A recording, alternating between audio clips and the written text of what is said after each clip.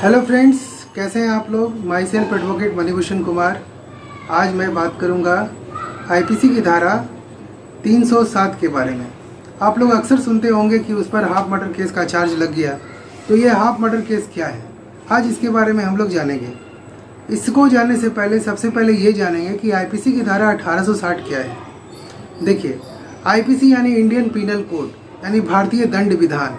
जैसा कि नाम से ही स्पष्ट है, भारतीय दंड विधान मतलब ये एक ऐसा विधान है जिसमें दंड के बारे में बताया गया है, क्राइम के बारे में बताया गया है कि कौन सा क्राइम करने पे आपको क्या सज़ा मिलेगा। ये आईपीसी 1860 में लिखा हुआ है। हर सेक्शन के बारे में, धारा 302, धारा 307, हर चीज़ के बारे में इसमें डिटेल से लिखा हुआ है।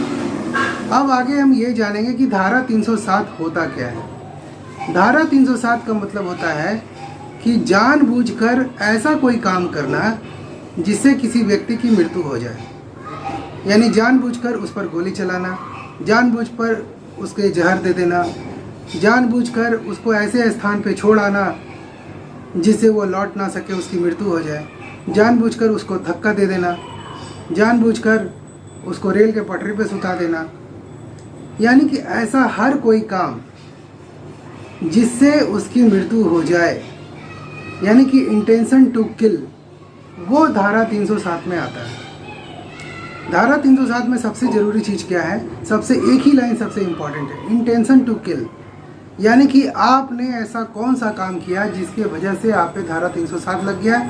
वो है कि आपकी इंटेंशन शुरू से थी उसको मारने की। यानी कि जैसे आप किसी व्यक्ति को चाय में जहर मिला करके दे दिए, उसके टेबल पे रख दिए, वो आदमी उस चाय को नहीं पिया, बच गया, तो यहाँ पे आप पे धारा 307 लग जाएगा, क्योंकि आपकी इंटेंशन वही थी। आपकी इंटेंशन थी उसको जहर देकर मारने की। दूसरी बात मैं इसमें ये बताना चाहता हूँ कि आप मान लीजिए कोई बच्चा है जो बिल्कुल बालक है, बहुत छोटा है, उसको आप ले जा करके किसी निर्जन स्थान पर छोड़ कर आ जाते हैं, यानी उसको ऐसे स्थान पर छोड़ देते हैं जिससे उसकी मृत्यु हो जाएगी, भले ही वो जीवित बच जाए। यानी कि आपने क्या किया, एक नवजात शिशु को उठाकर ले गए और उसको रेगिस्तान में जाके छोड़ दिया या उसको जल में प्रवाहित कर दिया, तो यहाँ पर धारा 307 आप पर लग जाएगा। अगर उसकी मृत्यु नहीं होती है तब, और अगर उसकी मृत्यु हो जाती है तब धारा 302 भी लगेगी। इसमें एक चीज़ बहुत इम्पॉर्टेंट है कि अगर आपने कोई ऐसा काम किया जिससे उस व्यक्ति को बहुत गंभीर चोट पहुंचा, मरा नहीं, आपकी इंटेंशन तो उसको मारने की थी लेकिन वो मरा नहीं, आपने उसे ऐसा काम किया जिससे उसका शरीर अंग भंग हो गया, यानी कि उसको बहुत गहरी क्षति पहुंची, तो वहाँ पर आपको उम्र कैद तक की भी सज़ा हो सकती है। धारा 307 में जो मिनिमम सज़ा है वो 10 साल की सज़ा है और मैक्सिमम सज़ा जो है वो आपका उम्र कैद तक की सज़ा है। अब यहाँ इस केस में फांसी भी हो सकता है। मान लीजिए कोई सज़ा याफ्ता मुजरिम है जिसको उम्र कैद हो चुका है और वो व्यक्ति किसी व्यक्ति को मारने के उद्देश्य से कोई काम कर देता है, गोली चला देता है या उसको ढकेल देता है या उसको गाड़ी से धक्का मार के मारने का प्रयास करता है, तो उस व्यक्ति को तो उम्र कैद पहले से ही मिल चुका है। अब अगर वो इस तरह का घटना करता है तो उस व्यक्ति के ऊपर भी अब फांसी की सज़ा इम्प्लीमेंट हो जाएगी, यानी उसको अब फांसी की सज़ा दे दिया जाएगा।